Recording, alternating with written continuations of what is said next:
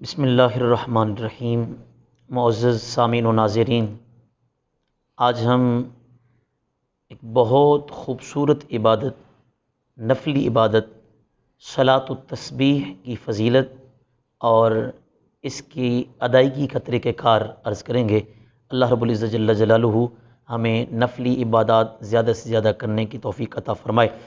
صلاۃ التسبیح وہ عظیم عبادت ہے کہ روایات میں آتا ہے کہ حضرت عباس رضی اللہ تعالی عنہ جو سرکار کے چچا جان ہیں، فرماتے ہیں کہ نبی کریم صلی اللہ علیہ وآلہ وسلم نے ارشاد فرمایا کہ چچا کیا تمہیں ایک تحفہ نہ دوں؟ عرض کی یا رسول اللہ عطا فرمائیے۔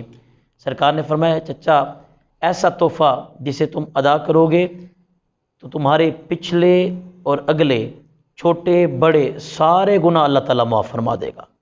ہو سکے تو اس عبادت کو روزانہ ادا کیا کریں، روزانہ ادا نہیں کر سکتے تو کم از کم ہفتے میں ایک مرتبہ ادا کیا کریں، ہفتے میں ایک مرتبہ ادا نہیں کر سکتے تو مہینے میں ایک مرتبہ ادا کیا کریں، مہینے میں ایک مرتبہ ادا نہیں کر سکتے تو سال میں اسے ایک مرتبہ ادا کیا کریں، اور اگر سال میں بھی نہیں کر سکتے تو زندگی میں ایک مرتبہ اسے ضرور پڑھیے گا۔ تو معلوم ہوتا ہے کہ اتنی عظیم عبادت ہے کہ جس کے بارے میں سرکار نے اتنی تاکید فرمائی۔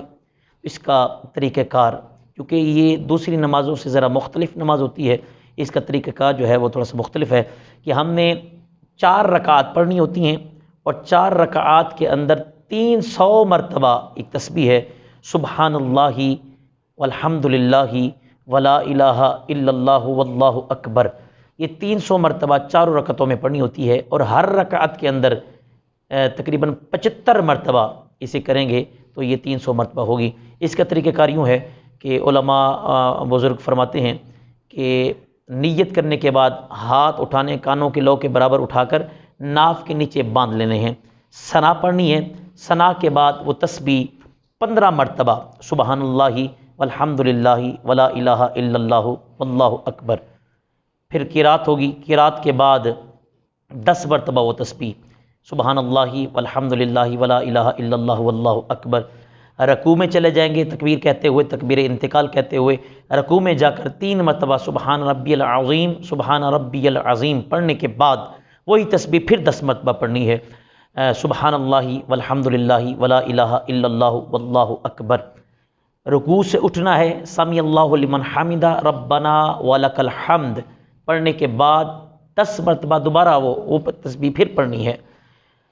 10 مرتبہ پڑھنے کے بعد سجدے میں چلے جانا ہے، سجدے میں جا کر سبحان ربی الاعلیٰ سبحان ربی الاعلیٰ یہ 3 مرتبہ پڑھنے کے بعد وہی تسبیح 10 مرتبہ پھر پڑھنی ہے، سبحان اللہ والحمد للہ ولا الہ الا اللہ واللہ اکبر۔ 10 مرتبہ پڑھنے کے بعد بیٹھنا ہے، 2 سجدوں کے درمیان بیٹھنے کی حالت کو جلسہ کہا جاتا ہے، اس جلسے میں بھی وہی تسبیح جو ہے وہ 10 مرتبہ پڑھنی ہے، سبحان اللہ والحمد للہ ولا الہ الا اللہ واللہ اکبر۔